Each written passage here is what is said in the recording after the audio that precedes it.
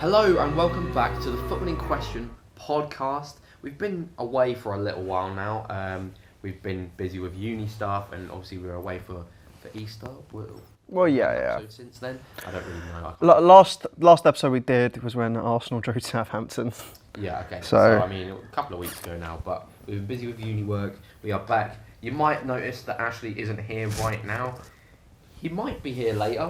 We don't know. He's pretty busy right now. He's in an exam. We wish him the best of luck. If he sees this later, good luck, Ashley. We hope you did well. You gonna say it as well? Yeah. Why not? Good luck. You don't want to though. Well, no. I'm just ready to get on with the episode. Right, let's get started. Opening question. Simple, really.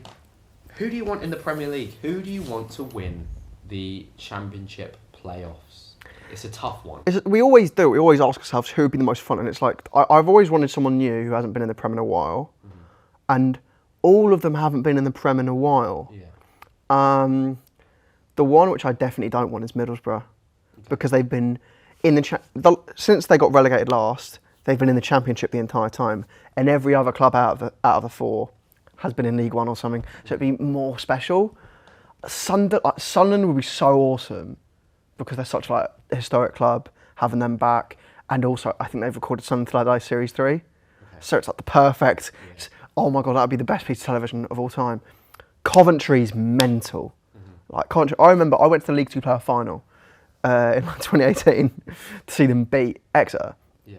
And now they could be in the Premier League. That's mental. Luton is just bizarre. Luton's bonkers, and. If you had to pick. If I had to pick one, Sunderland. It's got to be done. I miss the Stadium of Light, man. I miss Sunderland.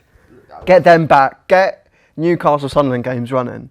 Because I can see it already. Newcastle are going to be high-flying, playing well, and if there's any place in the country they are going to lose away from home, it's going to be the Stadium of Light. I'm telling you now. I think every single team has quite a big pull. Yeah, to want them in the Premier League. I think Middlesbrough is. I think I probably want Middlesbrough more than you because of Carrick. Yeah. And what Carrick has done at Middlesbrough is fantastic. I mean, if you're talking about who deserves to go up out the four, yeah. I mean, they finished third, yeah. So yeah. Yeah, you would think so. You'd think, yeah. However, third place never wins playoffs, really. No, Luton. Didn't Luton finish? Did Luton finish? Luton finished third. Did Luton get third? I'm going to say that I actually want Coventry in the Prem. Because I think it's just quite. It would just be quite nice to have Coventry. You are right, Luton did finish third, but yeah, Coventry's a big one. Yeah, I think any of them would be great, though. Like, we can't look at. Last year, looking at it and just going, I mean, I want one of Coventry or Sunderland to do it because of the story, because they weren't in playoffs until the final day, because Millwall bottled it, and Blackburn just fell out on. I mean, Blackburn lost it on goal difference, but they were never going to get a better. Despite winning on the final day, they were never going to do better. I think West Brom fell out as well. But like any of the teams would be great. So. But yeah, like Sunderland and Coventry to get in on the final day because Millwall bottled it, and then to win the playoffs, like sneaking in like that. I almost like the way Derby sneaked into the playoffs and nearly won the playoff final. That would have been amazing. But Sunderland and Coventry, so we're going for 5th and 6th in the playoffs. I think that's typical. Yeah.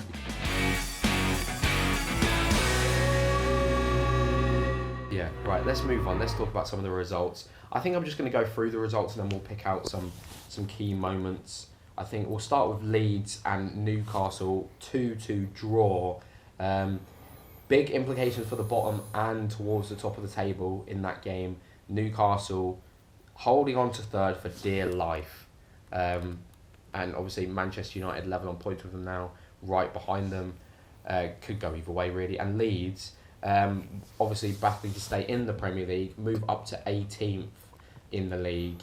Obviously Leicester play tonight against Liverpool, but it could be massive for their hopes of staying in the Premier League. Southampton against Fulham. Fulham coming away with a 2-0 win, and Southampton are officially relegated. How do you feel about Southampton being relegated? I mean, it's not news, is it? Yeah, it's just now official. I mean, what can you say? I mean, it's just a bit pathetic. Like, I always think it's a bit pathetic when you see players make a reaction after the game. You know, the camera's panning on them, and they're on their knees, and I'm like, well, if you're annoyed you're going down, where was this 3 months ago?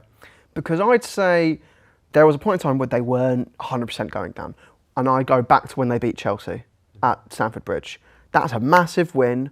Use it as a platform to build off it. And if you're going to make a comeback, try and stay up. Around February, if you're bottom, you need to hit it then. And nothing. They didn't do that. And the results are still poor. Sure, you did the double over Chelsea, great. Sure, you drew to Arsenal twice, but you're just the one thing you can't do if you're in a relegation battle is lose to the teams around you, and it seems like that's all they've done consistently. They lost to Forest last week, and that was the final nail in the coffin. Basically, that was them down for good, and all Fulham did was just confirm it. And I don't know how long they're going to be down, but they need to sort themselves out because it's been a couple of years where they've flirted with relegation, and now it's actually happened. It'll be interesting to see what happens with their squad in the summer, but yeah, they're going to have to fix some stuff before they go back up. Yeah, for sure. I think you said what everyone was thinking really in terms of Southampton. You referenced Chelsea in there. Chelsea hosting Nottingham Forest and drawing 2-2. Another bad result for Chelsea. They're level on points with Crystal Palace. They do have a game in hand, but they are. I mean, really we're talking about this. It's not. There's nothing. It's not significant. It doesn't mean anything. Chelsea, no matter where they finish the rest of the season, it's an awful season. And, I didn't even expect this. Yeah. Irony? He's been crap most of the season. He's bagged a brace at the bridge. That says it all, really, for me. And Chelsea have just been poor this season. And that point could be massive for Nottingham Forest. It's a big one for them, yeah. To survive in the Premier League for another year. Next, let's talk about Aston Villa Tottenham. A big game for the European fight, and Aston Villa actually coming out on top, which actually means that they are level on points with Tottenham and goal difference. In fact, two goals. It's all that's in it between these two teams. They've actually got an identical record as well. Yeah. 17 wins, 6 draws, 13 losses. It's very, very, very close between the two. And another poor result for Tottenham, and it feels like it's just slipping away from Tottenham. With Tottenham, it's not a great day for Ryan Mason because the news came out the day before that he was in the running for the permanent job. He's thinking, right, let's go for it. And then what do? You lose 2-1 away from home against a team which you should be competing against. And I mean, we say 2-1. A 90th minute penalty. It's not exactly, the two. When you think 2-1, you think it was a close affair. It really wasn't. Villa are the better side, and I don't know with Tottenham. They're just slipping away, and I mean, for the last few years, they've been talked about as a team which is like third, fourth, maybe second. But I mean, what do we think about them next season? I don't think they're getting top 4 next season. No, it's going to be a struggle, and it got confirmed on Friday. Week, wasn't it? It was on Friday That Nagelsmann wasn't getting the job. It's the weirdest Sky notification I think I'll ever get because you're so used to it confirming managers getting the job, but to hear Sky Sports give you the notification outright, just go, Nagelsmann will not be managing Tottenham. It's completely not happening. It's so weird, and if anything, I'm now convinced he will manage them because of it. But who knows who they'll get? But also, the news came out this weekend that Pochettino has, agreed a deal. Yeah, and. Chelsea. Yeah, I don't know how Tottenham fans react to that when he has to come to Tottenham, but that's an interesting one. I don't really know how it's going to work out at Chelsea. We'll have to see. But we'll have a conversation about it at some point. It's an interesting appointment. Yeah. Let's move on to another game. Man United Wolves. Man United winning 2-0. A massive push for our top 4 hopes in particular as well. I think with the games we have coming up, most of them being at home, Manchester United's home record this season has been fantastic, and so I think that could be top 4 near enough sealed, I want to say. Garnacho also coming off the bench and scoring late on to make it 2-0, so fantastic for him. And this result also means that David De Gea is officially the Golden Glove winner for this season. Most clean sheets in the league for David De Gea, which I think is quite interesting considering the mistakes he's made this season. But at the same time, there you go. Crystal Palace, Bournemouth. Crystal Palace winning 2-0 against Bournemouth. Don't really need to speak Don't too need much about to talk about that. Brentford, West Ham. Brentford coming away with a 2-0 win. I think they're slipping a little bit more away from this European fight now, Brentford. But that might, you never know, it might stir them on a little bit in getting a win there. And West Ham just poor result for West Ham again. But let's talk about the main two games of the weekend, I think. Firstly, Everton against Manchester City. Manchester City winning 3-0 to solidify their place at the top of the table a little bit more. I didn't really get the chance to watch the game. What did you think of the game? I didn't really watch a lot of I didn't really watch the first half, if I'm being honest. And I talked to a friend of ours who was watching the game, who's a City fan, and about half an hour in, he's going, "Oh, it's really tight. They're defending for their lives. We can't really get past them." And then I go down 10 minutes later, and he goes, "Oh, it's 2-0." And I go, "Oh, great." And then I saw Gundogan's free kick in the second half, and I just knew it was going in. And it's not the best of efforts from Jordan Pickford, but. Yeah, if there's a snapshot of a photo of him diving, and I saw someone comment on it, they say it's how actors dive in like a film, in like a football film. Like he's diving towards the post, like he's not like it just looks wrong. But and he was nowhere near it. But City are just what can you say? City are City, and they, like we said, they have strengthened their push for the title, and even more so because Arsenal came up against Brighton this weekend, yesterday actually, and Brighton running away with it against Arsenal, 3-0. Winners in the end. What did you make of that game? And then obviously we'll get on to our discussion, which is going to be about the title race and Arsenal in particular. But firstly, what did you think of the game? It was just sluggish. Just like there seemed like there just wasn't a lack of urgency. That we didn't play like a team who could win a league title, and it was just like coasting. It's the way I think Arsenal would perform if there's nothing on the line. Just pass it around a bit. Not, every now and then we'll get an attack together. Nothing clear cut. Jesus had a poor game, I thought. I think Martinelli going off early was a real bad thing for our performance. I think that is Trossard's worst game in an Arsenal shirt. Whether or not I think he was trying too much because he was playing against Brighton, I think that might have got into his head a bit. I think the midfield is nearly non-existent. Jorginho, again, not good, but Partey came in for him in the second half, and he was shocking. Partey, genuinely, in the last month, has just been a shade of the player he's been all season. He's been one of the best midfielders in the league, and then post-Anfield, he's been our worst player, other than Rob Holding probably, but it's just poor. Ben White, I'm not going to critique him too much. He's coming up against Matoma.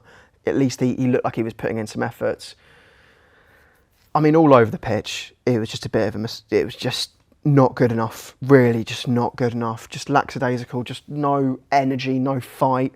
And it really annoys me when, the full-time whistle goes and the players are on their knees, just like against Southampton. Because I go, if you're that gutted, where was that fight when we went 1-0 down? Because after going 1-0 down, I can't remember us creating a great chance, and that chance not being just a player running through and shooting like Nelson did. Nothing like no balls going in the box, no intricate plays, just nothing. It's just, and the worst part is Arteta came out of the game and apologised to the fans. And if there's a time to apologise to the fans, it's when it's his fault, and that's not his fault. This result is not his fault. The players on the pitch, go do it. They did that exact team, bar taking out Zinchenko and bringing in Tierney, won last week at Newcastle. Why can't they do that? Why can't they put a performance like that? Last week we were phenomenal. It's one of my favourite games of the season last week, and this is probably our worst performance of the season. And you can't expect to win a league title if you drop 5 points out of 7 in your final 10 games. Mm-hmm. I think with this game, I think the goals really came out of absolutely nowhere. I want to say, because I spoke to you. We watched it together. I said to you in the first half, I think this game is 0-0 written all over it. All of the players just in the middle of the pitch. Brighton. It was a case of the commentators going, "Oh, Brighton are dominating here," but it was just they were holding on to. Brighton had the ball more than us. I think in the first half there were a few moments where we could have scored. Nothing really. Saka had a chance at the end of the first half, but then second half, their first goal comes from a cross getting blocked, and then they just whip it back in the exact same place. And I'll be honest, there is a part of me which thinks it shouldn't stand, because Kivior is marking him, and Kivior is, well, let's be honest, towering over Enciso, and Evan Ferguson, while trying to block another player, I don't know if it's completely unintentional, but him interacting with Kivior has tripped Kivior up, put Kivior on the floor, and he's put the ball in. And if you don't think that should be tampered with, and it's a bit too precise, it's a bit too looking to avoid goals, I've seen Arsenal get goals ruled out like that. I remember at Leicester where they zoomed in on a camera angle they've never done before to see if Ben White had his hand on the goalkeeper's glove, despite 10 seconds later a goal happening, and it not even being involved in the goal. And yeah, but the second goal is just poor. I've seen people mock Ramsdale for it. It's not his fault. What do you expect the keeper to do? Not jump? Do you expect him to just stand still? No, he's got to set himself. He's got to try and leap for it, and he flaps it. But of course, because what else can you do? It's above him. You know, it's not his fault. It's completely Trossard's fault. And the third goal, again, I'm not. You know, maybe Ramsdale can do a bit better. Maybe he can do better. But at the same time, you know, when a keeper makes a save, you want your defenders to follow in, and they didn't follow in, and it's just poor. It's just poor. And I'll be honest, I have enjoyed seasons where we're not playing for anything more. I missed 2014-15 when we finished third, and I enjoyed watching Arsenal more. Yeah, it's a sort of a tough result to take, I'm sure, because it wasn't that we've seen Arsenal this season. Even Gary Neville was saying it on commentary yesterday. Arsenal played the best football in the league this season, arguably, or definitely one of the, if really challenging City for the best football played, and you were not the same side in this game. And I think this leads us onto the discussion we're going to have for today's episode around Arsenal. I know we talked about Arsenal bottling it a couple of weeks ago or whatever, but we have to talk about it. I've got a couple of stats about this season for Arsenal. Here on the 1st of January, Arsenal had 43 points. No one in the Premier League history had failed to win the title from that point, and they're currently second. This Arsenal side has spent more time at the top of the table than any club in Premier League history, apparently, and have spent about 93% of this season on top. It's not looking like they're going to win the title now. And only 17 teams in Premier League history have previously earned more than 80 points after 35 games. Only 3 of them have failed to win the league previously, being Man United in 11-12 on 83, 18-19 Liverpool on 88, and 21-22 Liverpool on 83. And it looks like Arsenal are going to join that list. What unites all 3 of those teams? Who are they competing against? Manchester City. And look, I don't want to. This is going to be 1 second of talk, but can I just reel your mind back to February, when that tweet came out by a certain journalist? I can't wait until a year's time where this league title has an asterisk on Man City's name, and you know, because we all know what's going on. Yeah. We all do know how Man City are doing this. We all know it. We all know. Yeah. You know, we've earned our money fair square, like fairly. So have you. You know all this, but we know they've earned their money, but they're spending it in the wrong ways, and they're not spending it legally. We do know that to be fact. And I just can't wait until we're no longer labelled bottlers and labelled as, you know, well, treated completely unfairly. Like, because any other league season against any other team in the history of English football, we win the title. Like, I think this discussion, rather than being it about what's happened with Arsenal, I think it should be really a conversation of where Arsenal go next from here, rather than that. I know you've been saying most of the season to me, you've probably said it on the podcast as well, that if Arsenal win the league this season, or if they had won the league this season, you don't think they would challenge next season? No, because I think if we won the league, I'd want us to focus on the Champions League. Because it's like, this has been done, you know, and the league is actually harder to win than the Champions League, I think, in terms of being consistent week in, week out. Like, you look at the teams that have won the Champions League, traditionally they've not won the title. Yeah. Traditionally. Yeah. Maybe that's not going to be the case this season, but financial doping is a wonder. But with us next season, I'd love us to challenge again, but that pressure's, unlike this season where the pressure to win the league hasn't been there, I'd argue the pressure wasn't even there until January. I'd argue after we beat United, that's when it was really, okay, right, we actually have a chance now. Because people doubted us. And next season it's going to be there from the get-go. So it's how we respond to that, and do we accept the challenge or do we bottle it and just accept that we might just finish top 4? Do you see yourselves challenging for the title next season? Do you see that right now? I mean, yeah, because I don't see anyone else. Like, we're the most likely, I think. I don't think Newcastle are quite ready. No. I don't think they are. Man United, I still have so many doubts about Man United, and I still think certain positions need to be filled, and there's questions over whether or not they do. I think with Man United, it is purely a case of who we bring in.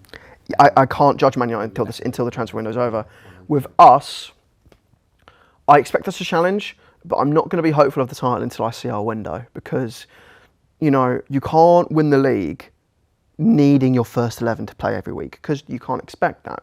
Our first 11's only played 6 times this season, which is extremely low, and you want it to be more, but you can't rely on that. And, you know, personally, I think we need massive reinforcements. I think Kivior's been good since he's come in, but we need another centre-back. And we need another centre-back to come in, maybe another full-back. We've been looking at, I think, Simikan from Leipzig. He can fill both options. That kind of works out. We're linked with Rice, linked with Caicedo. I think both of them will be perfect. I don't think we get both of them. I think we're more likely to get Rice, which I'd love. But we need 2 midfielders and hopefully a winger, because Saka just doesn't have a backup, really. Well, and it looks like Nelson's going to go on a free to Brighton, probably. That seems like a good suitor, but we just need massive reinforcements. And the thing is that there's this obsession with fans on Twitter and whatnot, you know, going, oh, I don't really want to sign a big player, you know, to a player. I'm like, no, because at the top, you need players as good as each other competing for the same spot. You look at City, you know, Mahrez does not start every week, but he's okay with it. He's playing in an amazing team. That's ideally what you want. I mean, you look at Arsenal, I think, you know, historically, I mean, with like the Invincibles, like Kanu was an amazing player. He settled for the bench for basically his entire career at Arsenal because he had to. And, you know, it's players like that, and we need quality depth. And the issue is we're not going to even be capable of getting it to City standard, because we're not capable of doing that. And the way the market's inflated now, we can probably only make 2 marquee signings in terms of price, and then try and be clever beyond that. I would say a large proportion of your issue this season is a lack of depth and a lack of... obviously, players are going to get injured, but when Saliba was gone and you were playing Rob Holding, that, like, the difference between those 2 players is massive. We've conceded over 40 goals this season. And I think someone said, until we played, like, obviously Brighton, where we conceded, but our record of goals conceded, nearly a third of the goals we've conceded this season happened in the run where Holding was starting games. Yeah, you know, even in the games we won, like we conceded late on stupid goals to Palace and Leeds, and then conceding 2 to Liverpool, and also getting lucky that they missed the penalty in that game. You know, conceding 2 against West Ham, conceding 3 at home to Southampton, and I fully expect him to be sold in the summer. I don't see a reason that he should be staying on any longer. And I mean, it's just where we go from here, because we just, like, the players need to brush themselves off and just go, look, we've had a good season, try and do it again, because it's not Arteta's fault. I think Arteta was ready for a title challenge. I don't think the players were. I think that's my final. So. Well, fair enough. I think you mentioned Holding potentially leaving in the summer. Do you think anyone else is going to be on their way out? In the starting 11, do you think anyone will be on their way out? I don't think anyone's definitely on their way out. If I could, I'd get rid of Thomas Partey immediately. 100%? 100%. Because there's no signs that we're going to try and negotiate a new deal with him. It's out in 2 years. We signed Jorginho in January, and they're like very similar age profile. And with Thomas Partey, I think his performances in the run-in are near enough just non-excusable. It reminds me of Guendouzi when he was playing poorly, and that was when he was like 19. This is a 30-year-old seasoned professional, and it's just not good enough. And the athleticism is just like... Fabinho was one of the best DMs in the league, and then suddenly just dropped off and has been poor. It's the same with Partey, and I think he's been absolutely awful in the closing end of the season. And I'd want to get rid of him and also bring in, you know, a fresh face like Declan Rice, who I think can really, really help us go into next season. And beyond that, I think our starting 11's pretty good with our best 11. Obviously, add to it, bring more competition on the wings, in midfield, at fullback. We're probably going to sell Tierney, and one thing I would like is I'd like more competition up front because Jesus, as good as he is, at the end of the season, all I'm going to do is look back and go, how many times did he miss a good chance? Like, he's missed so many big chances this season, and if you want to win the league, you need someone who's going to put the ball in the net, and he's not going to do that. And if we have someone who, because it's not like there's someone who can't do what he does and also score goals. So, if we can do that, maybe that could be the difference. Just to round off, I think we've pretty much covered all bases here. Basis. Yeah. Bases. I don't know what came out of my mouth then. Just to end off, how do you see next season going for Arsenal? I don't know. I really don't know. On the one hand, maybe it's not going to be the same as this season. We're not going to be top for the entire. That's not going to happen. No clue. Because then you've also got the Champions League, and I have no idea how we're going to do in the Champions League. Don't even know how our group's going to be. Like, you can't judge it this early. Do I expect us to finish? I expect us to finish top 3. I'll say top 3, and hopefully we're in the title race again. Hopefully. But, we're going to need a miracle to beat City. You look at Liverpool. 3 times they've taken them to the final day on 90-plus points and not won the league. The one time they won the league, Laporte got injured in August, and they had to pay Fernandinho and, at centre-back for almost the entire season. Yes. That's how Liverpool won the league. Mm-hmm. That wasn't a title race. And then what do they do immediately? They spend 100 million on Diaz and Ake immediately, and look, they win the league at a canter again. So that's what you're fighting with.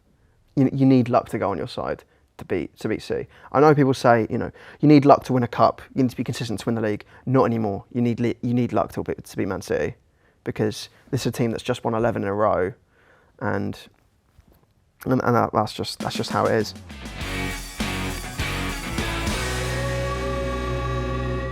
We've had our discussion. Now it is time to get onto our debate. Obviously, Ashley is still not here, so it's just going to be between us two today.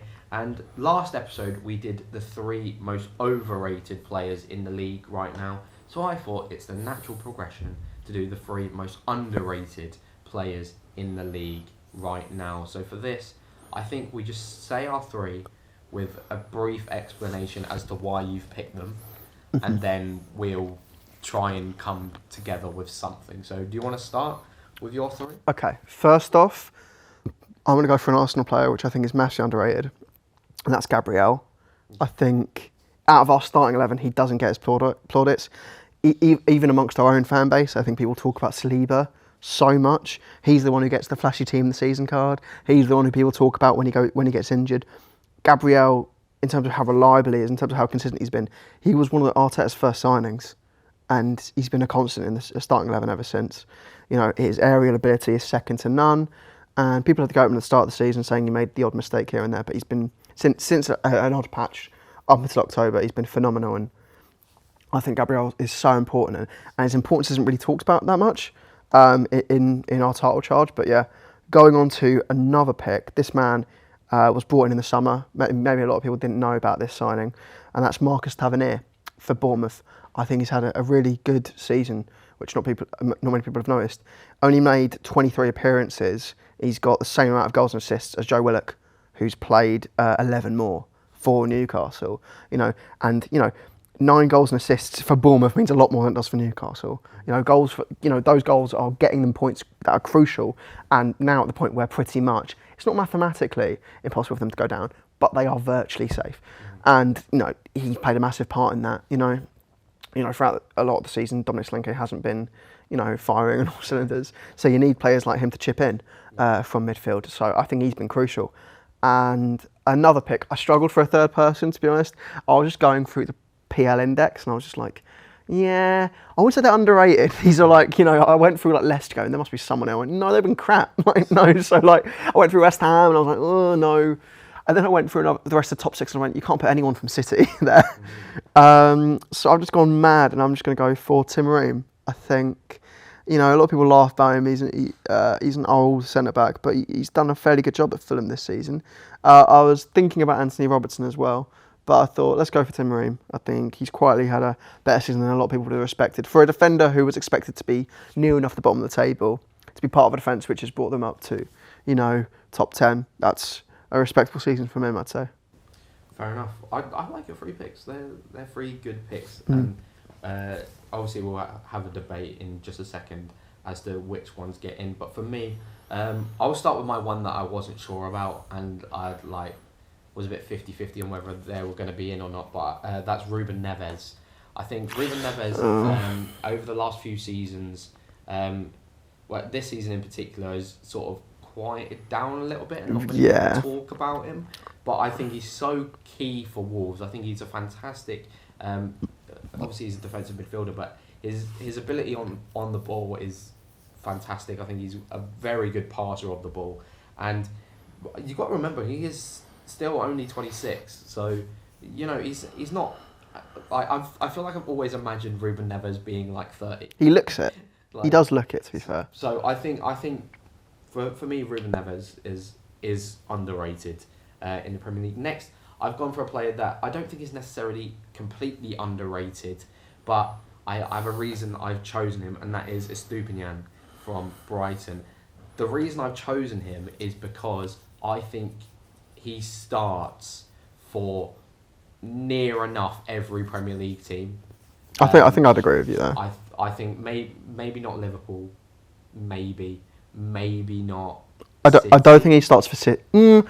I don't know, because Ake's kind of filling in, and I think they'll probably sign a left back. So, Arsenal. Who knows? I mean, he starts for Arsenal, in my opinion. I don't think he starts over Zinchenko because of our system. I don't think there's many left backs who start over Zinchenko, but he starts from the majority of the Premier League for sure. 100%. And I think as well, the other key point for me to make him underrated is that no one's talking about the fact that he's better than Cucurella. Exactly. I mean, it's the story of Brighton. They've sold a guy for a lot of money, replacing him with someone better for cheaper money, and exactly. And I think for that reason alone, I think Estupiñán is quite underrated in the Premier League, purely because no one's talking about him enough at all. And for me, my number one, you've gone for an Arsenal. I had to go for a Man United one. Yeah, I respect it. I think it's quite obvious who I'm going to pick here. I think this man is not only the most underrated player at Man United, I think he's the most underrated player in the league, and I think he's up there with the most underrated players in the world, and that is Bruno Fernandes. I think without Bruno Fernandes, Manchester United feel like they have no creativity, no attacking outlet. I think the amount of goals and assists that he's got for Manchester United during his Manchester United career in general is outstanding. This season in particular, he's joint most chances created in the league alongside Kevin De Bruyne, and he has the most key passes in all of Europe's top 5 leagues this season with 108.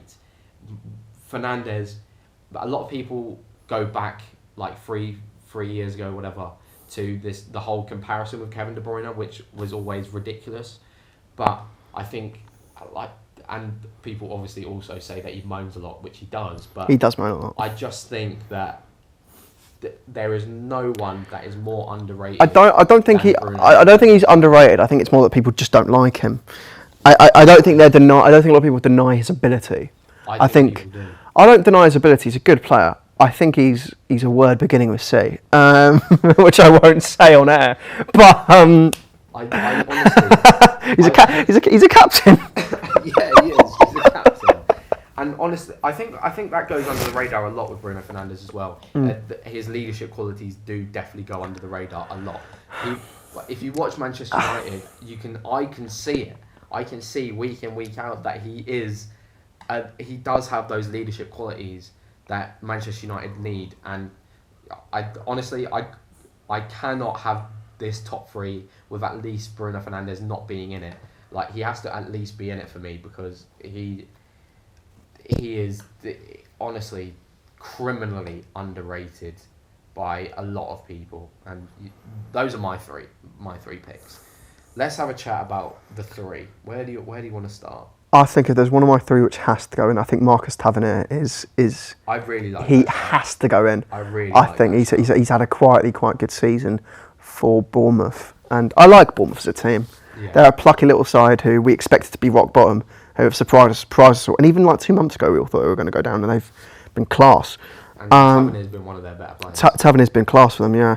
I don't think Neves goes in. I don't think he's been underrated, because I think he has just been poor recently.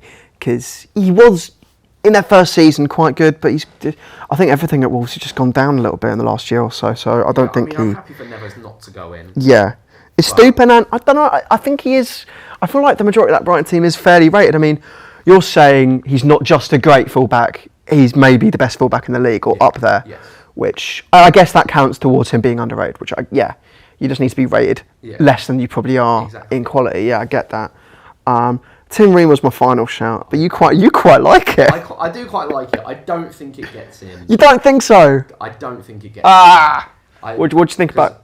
I think your other pick is. You think Gabriel's better? I think Gabriel's a better. Because I'll be honest, I see Arsenal fans like I'll be honest, I'm guilty of this. Worship Saliba like he's Christ himself, and I'll be honest, I think so too. We've waited 3 years for this guy to come in, and he's come in and been phenomenal. And I understand why we think that, because it's just so amazing that we've now got a centre back pairing which just works, which is why it's so sad when he got injured. But I think we're forgetting that Gabriel's been here this whole time, and he's been class this whole time, and we don't treat him like that. You know, the fact that Saliba's the one that gets the team of the season card when he's the one who was injured for a little bit, and Gabriel's the one who had to fill in and deal with playing with Upholding for a little while. And I think Gabriel was just so class. And I think as well with Gabriel, like he's not meant to do it that often, but he scores goals. Exactly. He's got 3 this season. Yeah. And the thing is, it's not that he's got 3 this season; it's that he pops up with 3 a season. He's got, I think, 10 in his time in the Premier League, and this is his 3rd season. So that's 4 goals, 3 goals, 3 goals. You know, it's just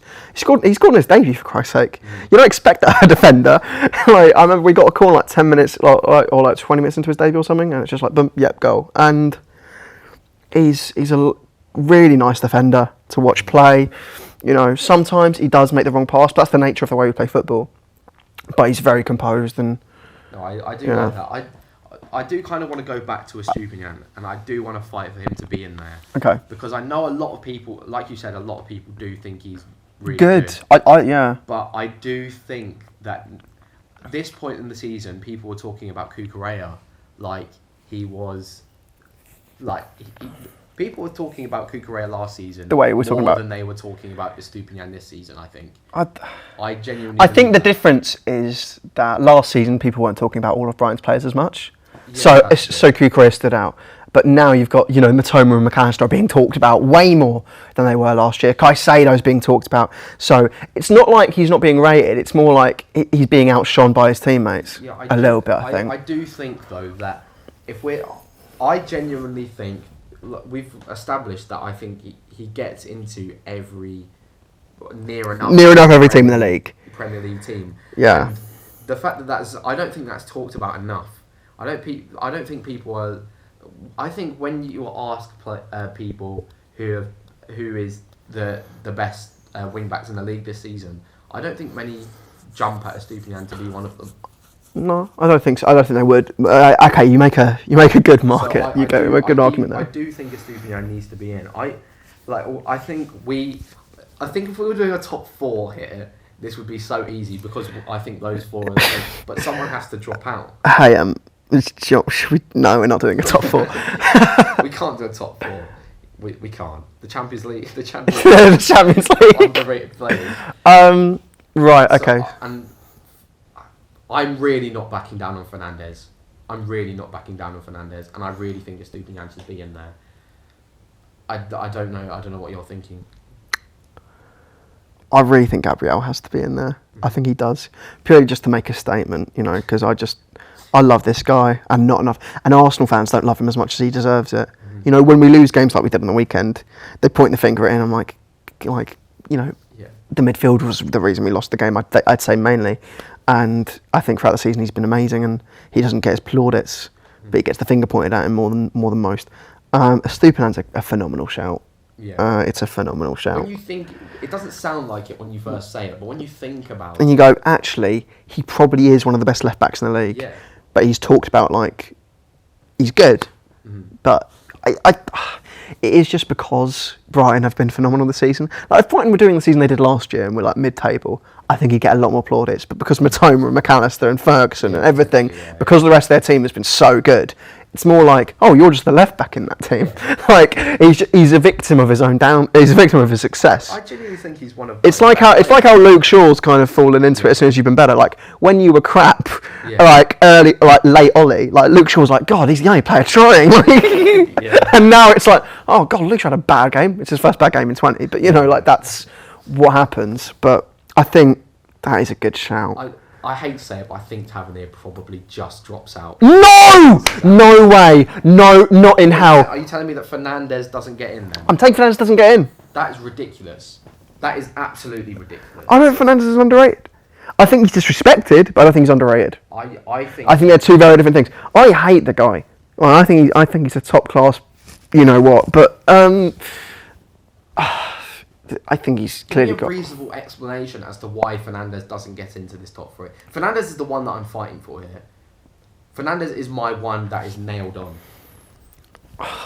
I just don't think he gets in because I don't think he's underrated. I think people just hate him.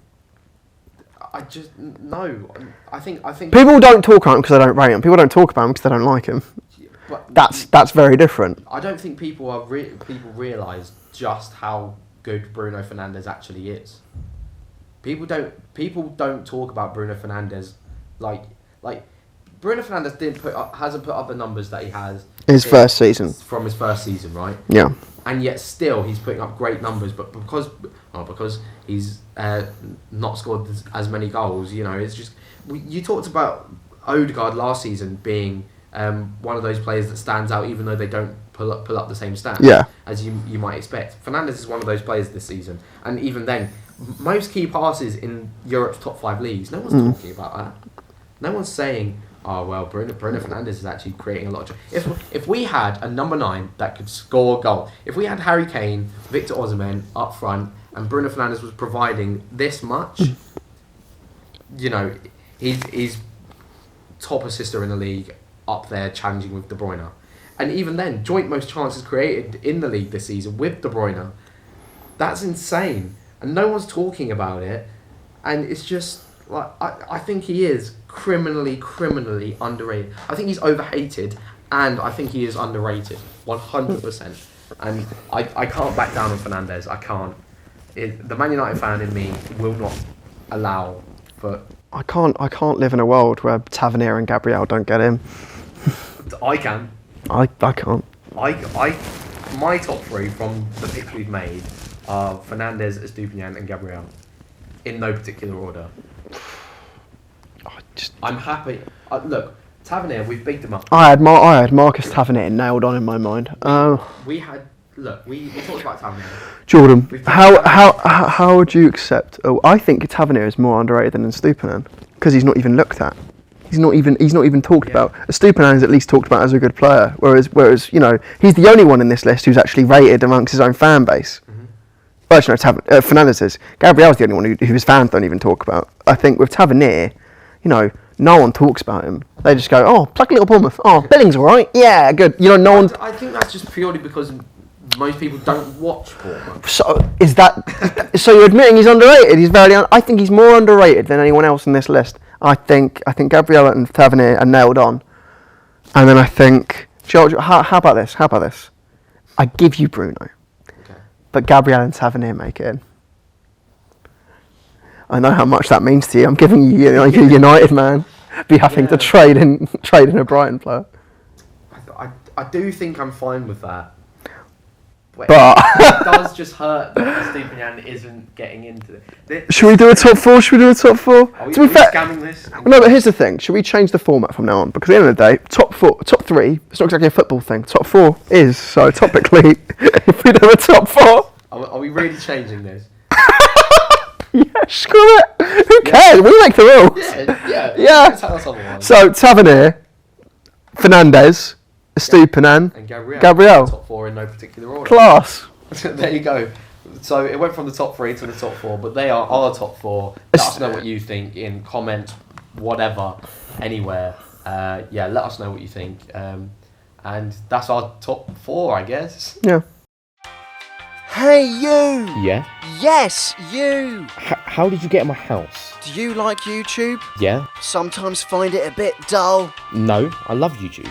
Then you should subscribe to the Football in Question YouTube channel. Why? They've got podcast clips, original content, and also they have your family hostage. What? Like I said, subscribe now! If you want to see your family again, subscribe now. Mum? And it is time for Jordan's Fact of the Week. Ashley is here now, by the way. How did your exam go? Yeah, not too bad, yeah. Good. Oh. Yeah, it's time for Jordan's Fact of the Week. Did you know Jordan's been on mute this entire time? We didn't need to say that.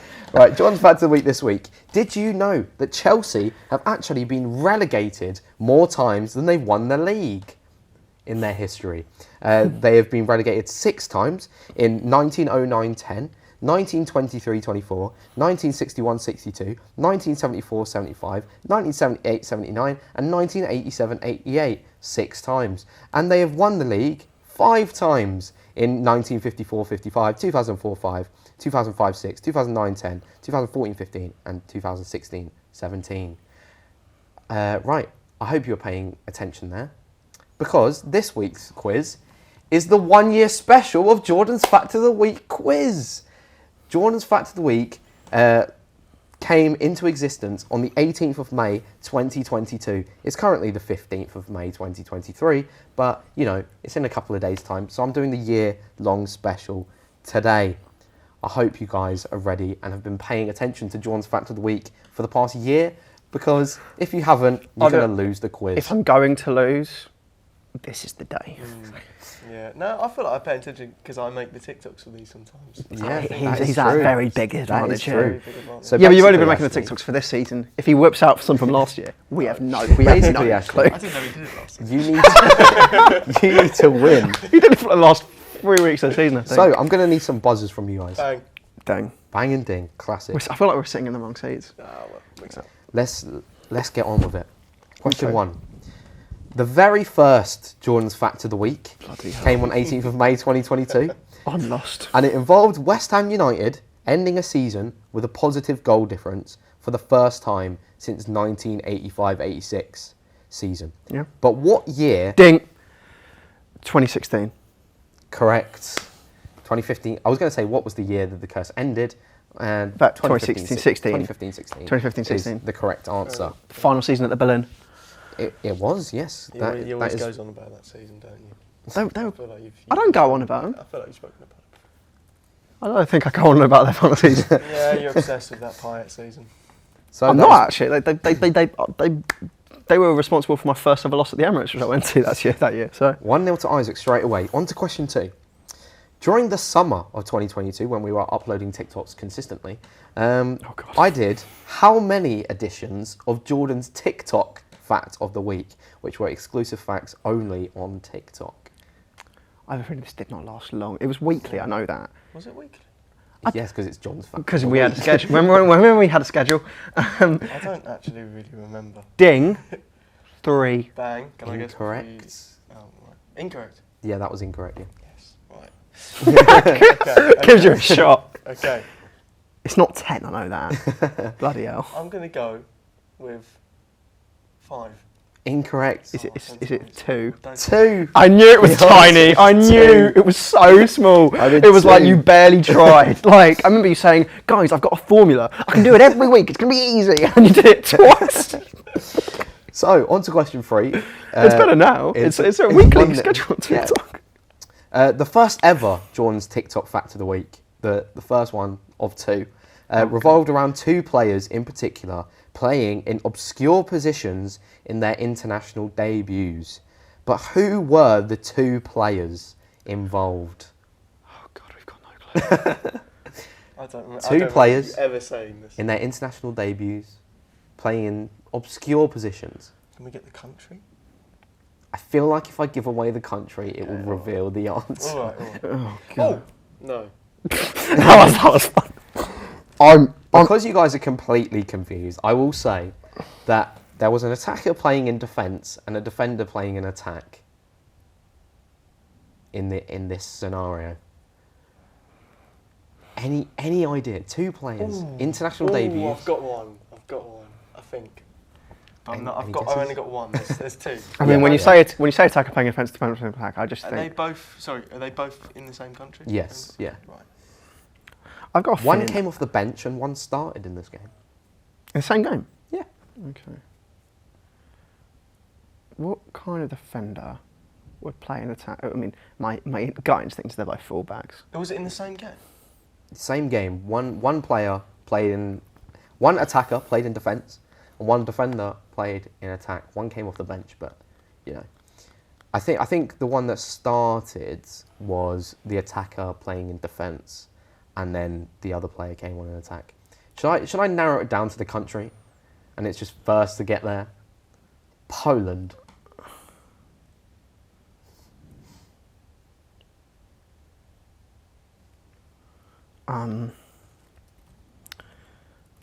Has that helped you? No, I'm now like, when did Lewandowski play centre back? I was going to say Ashley Young. I thought that was No, he didn't make his debut though. but Then he could've he was been a- playing there later He could though. have been a I'm winger. going to need a I guess. was like, Time's mate, getting the on Niles here, pound the boys. wing on his debut. Like, The time's getting on here. We need a guess.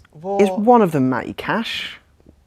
Are you going to name the other You one? can't answer that. Can Yeah, I can't. Can I get a half point if it's like Matty Cash and then I just say a random other player? Okay, so Other Poland international. Can one of you guess, or I will just screw up the question entirely? okay, bloody who's a Polish forward? Okay,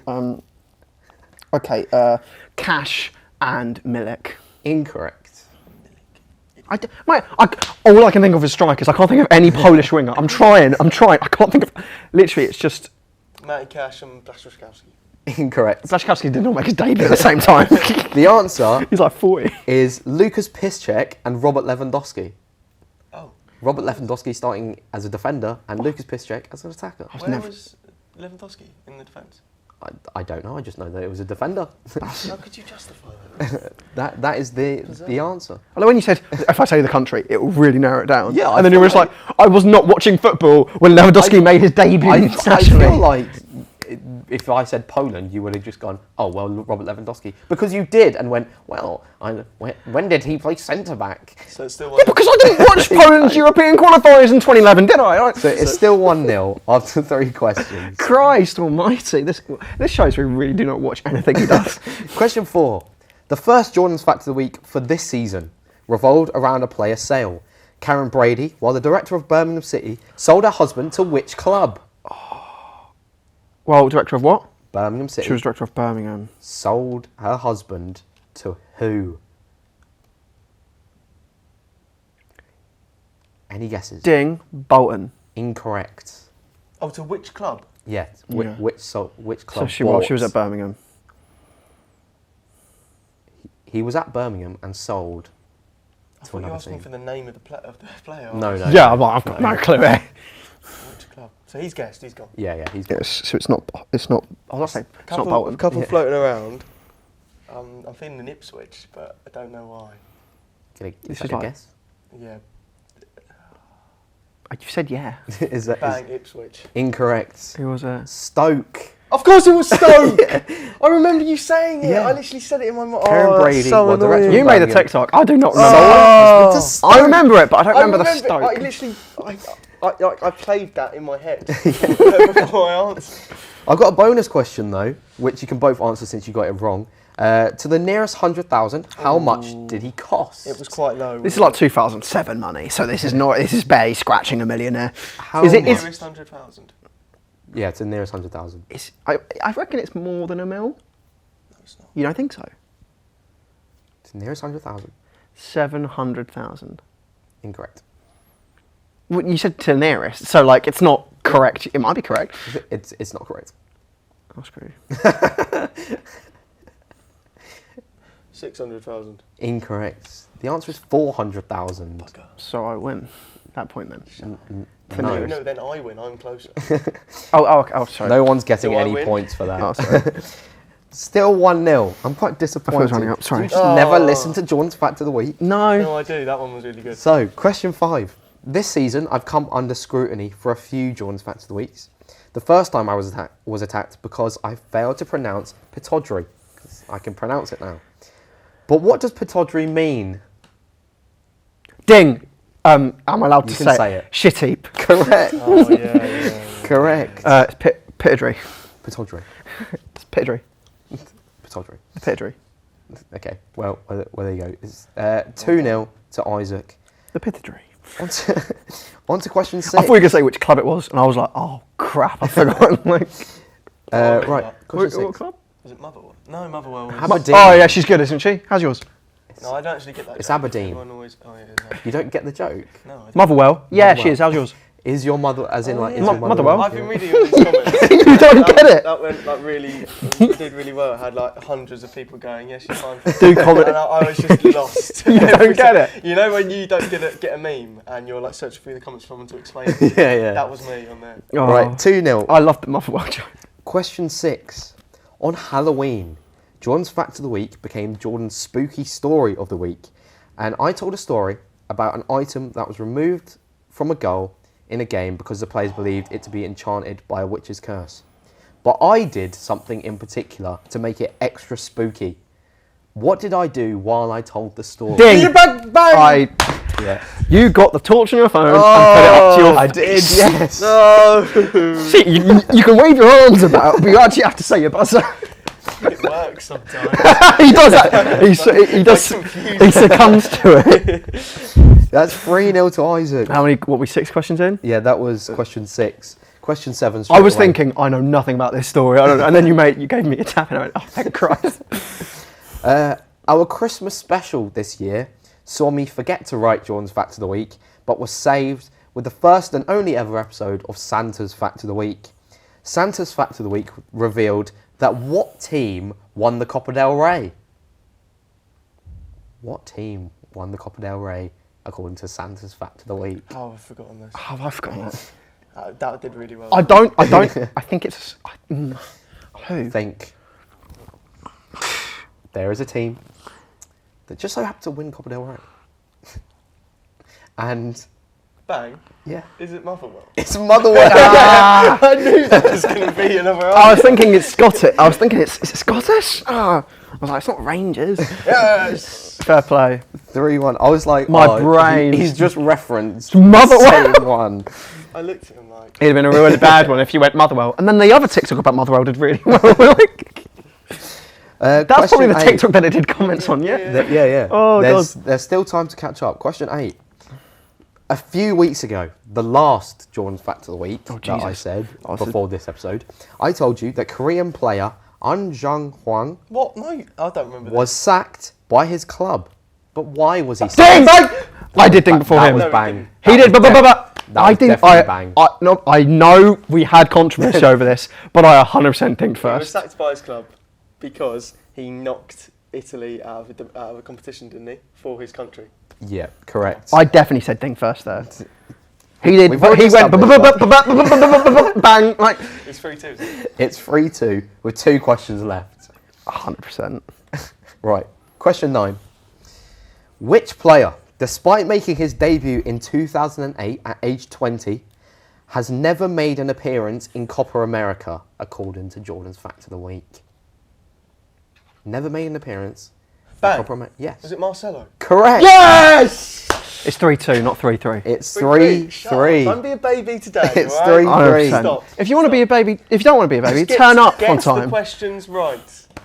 Question. And also, hang on a minute, right? You sacked that exam off. Before, like, Don't attack me, attack him as well. Question 10 for the win. This is the 1 year anniversary of Jordan's Fact of the Week. And this week, I told you about a fact revolving around Chelsea. Can you name 3 seasons that Chelsea were relegated? Ding. Go. 1924, Yeah. 1975, and 1910. Correct. well done. That is 3 of the seasons. I knew when you said pay attention, I literally locked 3 in my brain and just went, right, I'm on. I was going to say 86. Is that 85. No, 87, 88. Oh, So that makes it 4-3 to Isaac, and Isaac comes away with the win in the Jordan I still think. No, just stop. You've won. You've won. Just won. take the victory. You've won. I am humble in defeat. Okay. Just calm. I did have a bonus question. What was it? Just to see what would happen, including TikTok facts of the week. That's a hint.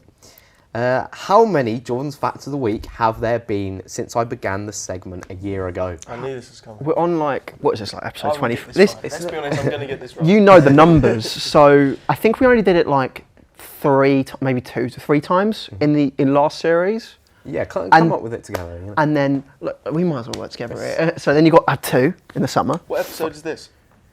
Shit. 26. And has he missed any? 27. Because I feel like I think he's missed. We missed Hunter. He missed Hunter and he's missed another one, I think. Yeah, So I think he missed 24 plus 5, so 29. Can I do another guess? Go for it. 31. You're both wrong. Is it 30?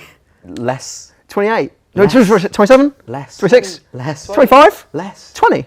More. 23? 23. Woo! 23 is the answer. I missed a couple of weeks where I was here, but we actually Just forgot to do it. Cut Jordan's facts of the week. Oh, yeah, but to us that's not the same. We So don't. it doesn't count. And obviously, Hunter, I missed another episode because you did the Arsenal. And the Man United are crap, but it's the Arsenal I special. forgot. He's missed like a few episodes. Yeah, hasn't there's been he? a couple He's missed that like I've missed. 3. But 23. How long did it take you to find that out? How long did it take? Yeah. I worked it out because I knew which episodes I missed. And then I had to listen back to a couple of episodes to make sure that it wasn't actually in there. So yeah, 23 Jordan's Facts of the Weeks. Yeah, that is the end of Jordan's Facts of the Week, the quiz. The final score being 4-3 to Isaac. And that is the end of the episode. Ashley, thank you for joining us in this episode. Nice guest appearance here. Nice to see you. That is the end of the episode. I hope you enjoyed. And yeah, we will see you next week for another episode of The Footballing Question. See you in a bit.